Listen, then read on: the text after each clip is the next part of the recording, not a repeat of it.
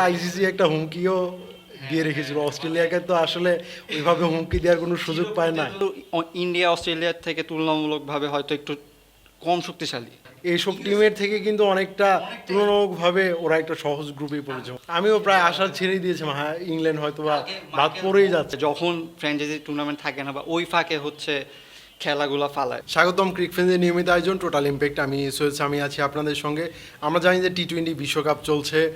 ইংল্যান্ডের আসলে সুপার এইটে যাওয়ার পরটা অনেকটা কঠিন হয়ে গিয়েছিল, তাদের একটা ম্যাচ পরিত্যক্ত হয়েছিল, তারপর তারা দারুণভাবে কামব্যাক করেছে। গত রাত্রে তারা নামিবিয়ার বিপক্ষে দারুণ একটা জয় তুলে নিয়েছে। এই জয়ের ফলে আসলে তারা সুপার এইট নিশ্চিত করেছে। এই ম্যাচটা এবং অস্ট্রেলিয়া স্কটল্যান্ডের মধ্যকার ম্যাচটা নিয়ে আলোচনার জন্য আজকে হাজির হয়েছি। আমার সঙ্গে আছেন সাদমানুল্লাহ, স্বাগতম। Thank you.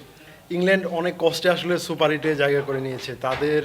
তারা যেভাবে তারা ডিফেন্ডিং চ্যাম্পিয়ন হিসেবে এবারে টি-20 ওয়ার্ল্ড কাপ শুরু করেছিল, কিন্তু তারা ওই প্রত্যাশা মতো পারফরমেন্সটা আসলে করতে পারছিল না।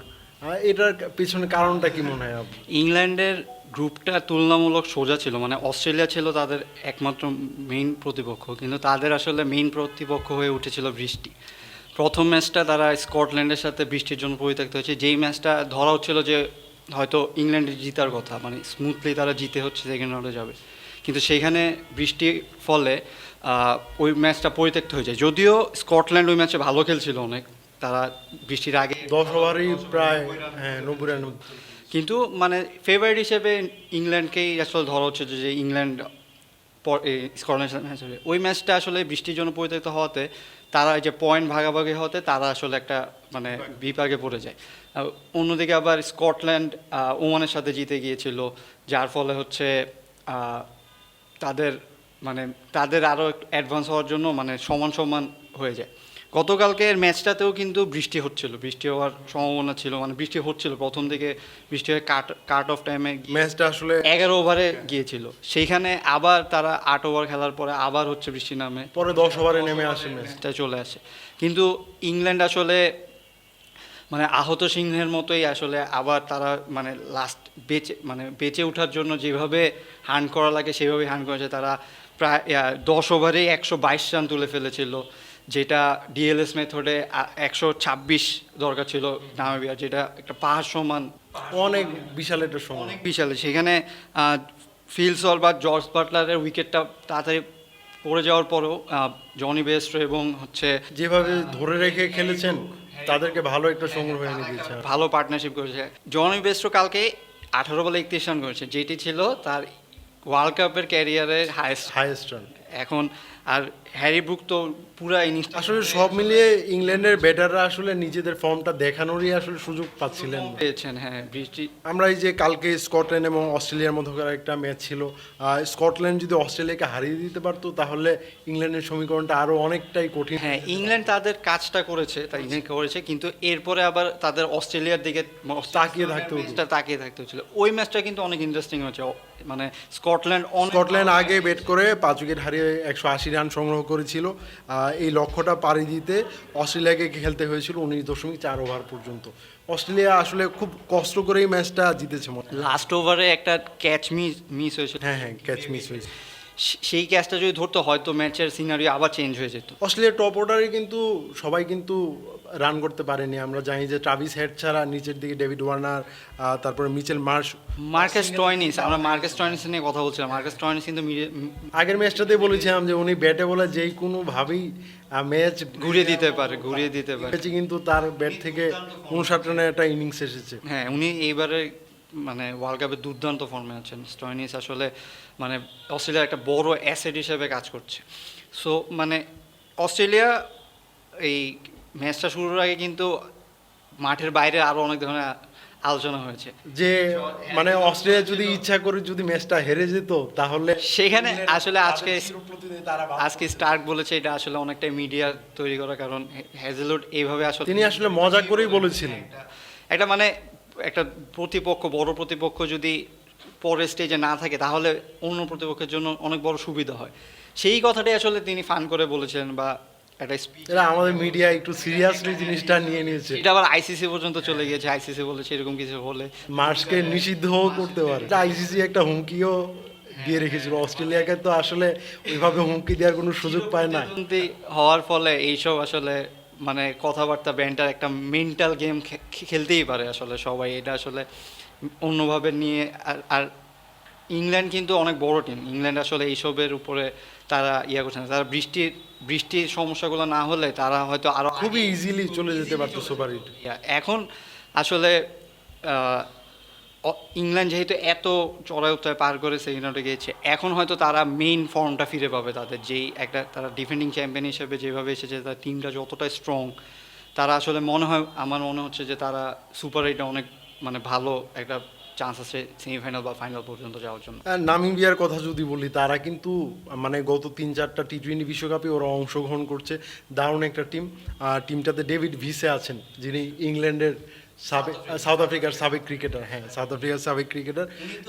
তিনি আসলে মানে নামিবিয়া দলটার একটা প্রাণ ভ্রমরা ছিলেন কয়েকদিন। ইংল্যান্ডের বিপক্ষে ম্যাচটার পরে বলে দিয়েছেন তিনি আসলে তার আর খেলা হবে না, তার জন্য আসলে কিছুটা খারাপ লাগছে কিনা।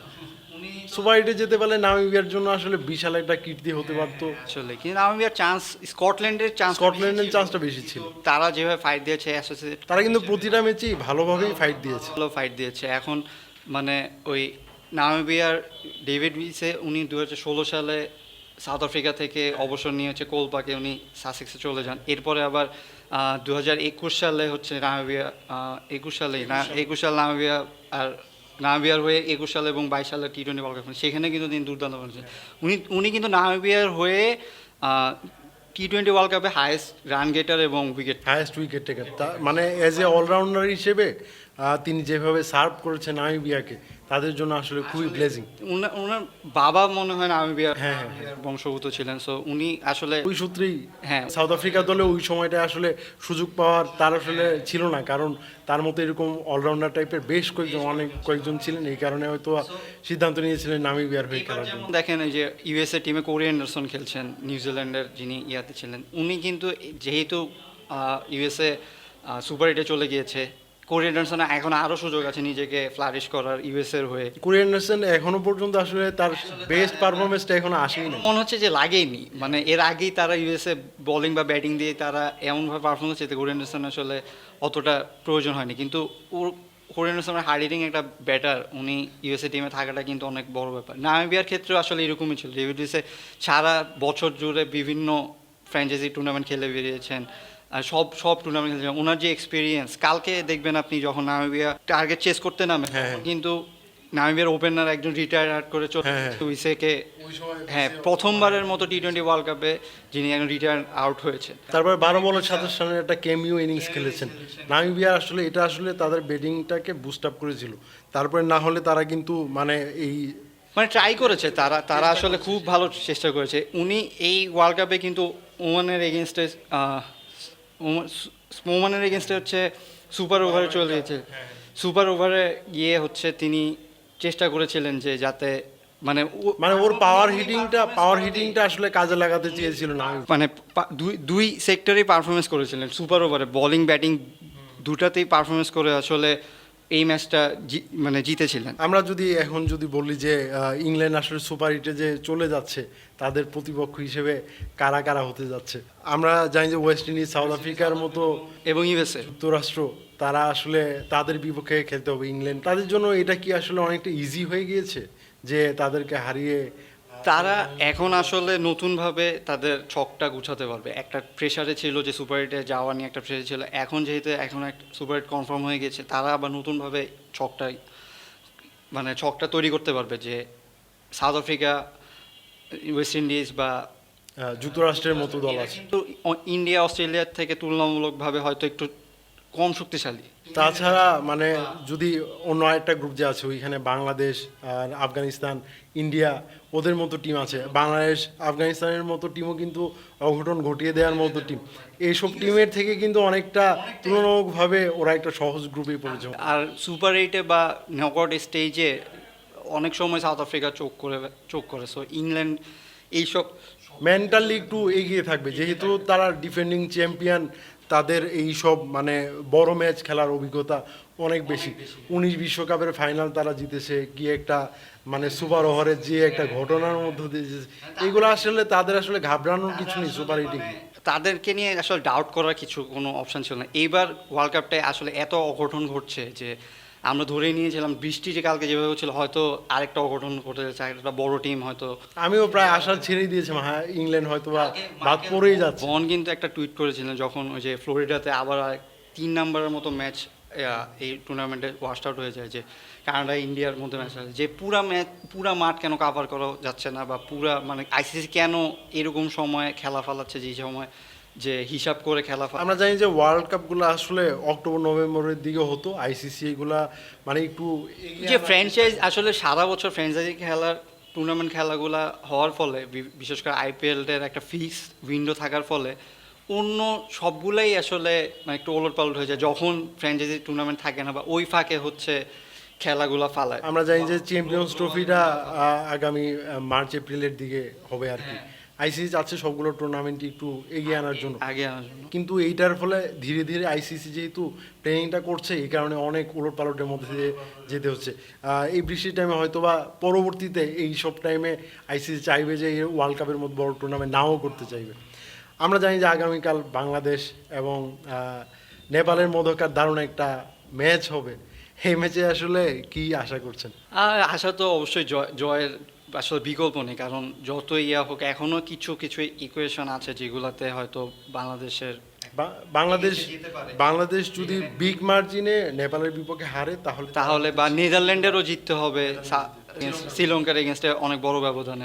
আশা তো করছি যে আমরা সহজভাবে নেপাল হারো, কিন্তু নেপালের যে স্পিরিট, নেপালকে নিয়ে অনেক আলোচনা হচ্ছে, নেপালের খেলা নিয়ে অনেক আলোচনা হচ্ছে।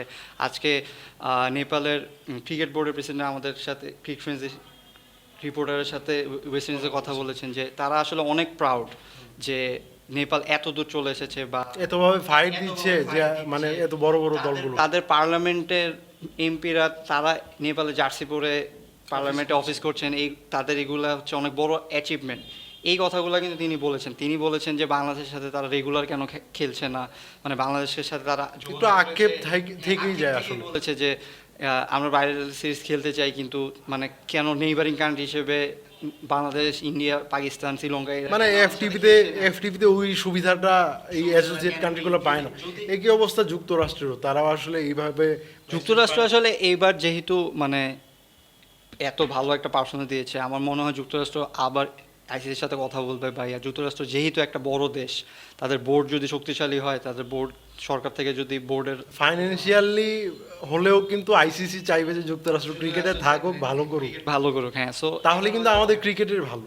আসলে পুরো গ্লোবাল ক্রিকেটটাতেই ভালো, কারণ ক্রিকেটের মার্কেটটা যত বড় হবে, ক্রিকেটটা আসলে তত গ্লোবালাইজড হবে। আপনি ফুটবল দেখেন, ফুটবল কিন্তু সারা বিশ্বে জনপ্রিয়, কিন্তু ক্রিকেটের কিন্তু গণ্ডিটা ছোট। ক্রিকেটের কিন্তু এশিয়ার দিক আমাদের এই যে এবারে ওয়ার্ল্ড কাপ 20টা টিমের মতো হচ্ছে, আমরা এত বড় ক্রিকেট টুর্নামেন্ট আসলে দেখি নাই কোন সময়।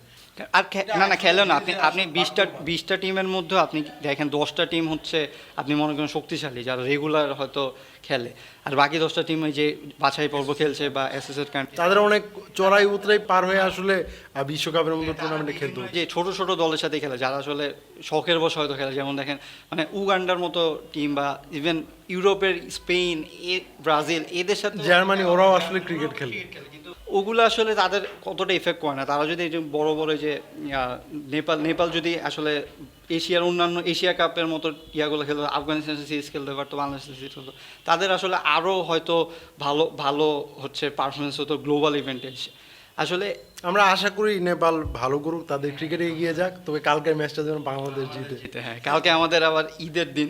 হ্যাঁ, ঈদটা আসলে মাটি করতে চায় না হেরে। না, আমরা সকাল সকাল এসে ইনশাল্লাহ দেখবো যে বাংলাদেশে একাদশে কোনো পরিবর্তন দেখছেন কিনা? একাদশে হয়তো একটু সাফল হতে পারে, যেহেতু টপ অর্ডার ফল করছে, নাজমুল হোসেন, শান্ত, লিটন দাস ওরা ফর্মে নেই। আমার মনে হয় যে হয়তো একটু সাফল হতে পারে, লিটন দাসকে হয়তো একটু নিচে নামা, খেলা দেখতে পারে, যেহেতু মানে নেপালের সাথে খেলা আমরা একটু পরীক্ষা নিরীক্ষা করাই যায়। আমরা কালকে আমাদের করসপন্ডেন্ট জানাচ্ছিলেন যে জাকের আলী অনিককে হয়তো বা 3 নম্বরে প্রমোশন দেয়া হতে পারে। এটা হয়তো বা জাকের আলী অনিক সাউথ আফ্রিকার বিপক্ষে বাংলাদেশকে ম্যাচটা জেতাতে পারেনি। সিনিয়রের উপরে অনেকটা ডিপেন্ড করবে। যদি মনে করেন যে নেপাল আগে ব্যাটিং করে অত ছোট টার্গেট দেয়, তখন হয়তো এরকম যাবে না, তবে আগে ব্যাট করলে অনেক কিছুই করা সম্ভব। আমাদের বোলিং লাইন আপটা আসলে আমরা বেশ কয়েকজন শেখ মাহাদিকে বোলিংয়ে আমরা এখন পর্যন্ত দেখিনি। শরীফুল ইসলাম সাইড বেঞ্চে বসে আছেন, তাদের কি কোনো সুযোগ দেখছেন এই ম্যাচটায়? শরীফুল অনেকটাই ফিট।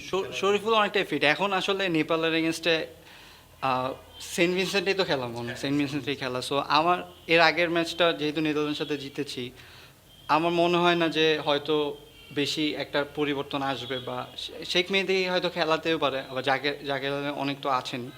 শরীফ আমাদের পেস ইউনিট তো আসলে ভালো করছে অনেক, সাকিব তানজিম সাকিব অনেক ভালো না, তাও যদি রেস্ট দেওয়ার কোনো সুযোগ থাকে। দিতেই পারেন। আমি তানজিম সাকিব কিন্তু গতকালকে প্রেস কনফারেন্সে এসেছিলেন, তিনি কিন্তু বলেছেন যে শান্তর হয়ে বলেছেন যে করতে, এই ফর্মে ফেরার জন্য তিনি অনেক চেষ্টা করছেন, ক্যাপ্টেন্সি নিয়ে কথা বলেছেন। হয়তো রেস্ট দিলে শরীফুলকে খেলা ফিট আছে নাকি ম্যাচ ফিটের জন্য পরীক্ষা করা যেতে, কারণ সুপার হিটে আমাদের একজন বোলার বাড়তি লাগতেও পারে। এখন যদি উনি ফিট থাকে আমার মনে হয় যে হয়তো খেলানোটা খারাপ কিছু হবে না, যদি কোনো একটা পেসারকে বসে যদি খেলায়। ধন্যবাদ আমার সঙ্গে থাকার জন্য। দর্শক, আমরা আগামীকালকে বাংলাদেশ এবং নেপালের মধ্যকার ম্যাচটার পরে আবারও হাজির হব। সেই পর্যন্ত আমাদের সঙ্গে থাকুন। আজকের মতো বিদায়।